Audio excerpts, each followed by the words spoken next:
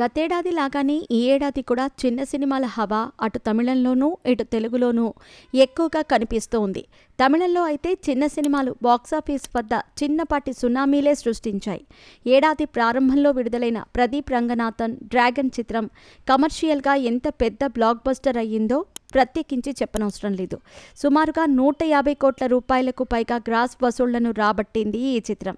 ఇక ఈ నెల 1వ తేదీన తమిళంలో విడుదలైన టూరిస్ట్ ఫ్యామిలీ అనే చిత్రం ఎంతటి సెన్సేషన్ సృష్టించిందో అందరికీ తెలిసిందే. విడుదలకు ముందు ట్రైలర్తోనే ఈ చిత్రం ఆడియన్స్ దృష్టిని విశేషంగా ఆకట్టుకుంది. ఆ తర్వాత కొన్ని ప్రీమియర్ షోస్ని ఏర్పాటు చేయగా వాటికి కూడా రెస్పాన్స్ అదిరిపోయింది.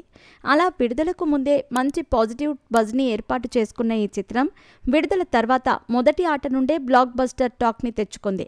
దర్శక ధీరుడు రాజమౌళి కూడా రీసెంట్గానే ఈ సినిమా గురించి ఒక ట్వీట్ వేయటం చర్చనీయాంశంగా మారింది. ఇంతటి పాజిటివ్ టాక్ని తెచ్చుకున్న ఈ చిత్రాన్ని తెలుగులోకి కూడా డబ్ చేసి విడుదల చేయాలని మన ఆడియన్స్ బలంగా డిమాండ్ చేశారు. కానీ కుదరలేదు. కేవలం తమిళ వెర్షన్లో మాత్రమే ఈ చిత్రం ప్రదర్శితమైంది.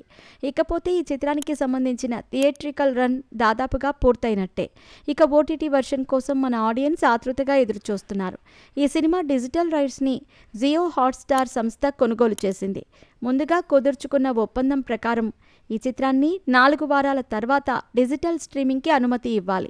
ఈ నెలాఖరుతో 4 వారాలు పూర్తవుతాయి కాబట్టి మే 31న జియో ప్లస్ హాట్స్టార్లో స్ట్రీమింగ్ చేయబోతున్నట్టు తెలుస్తోంది.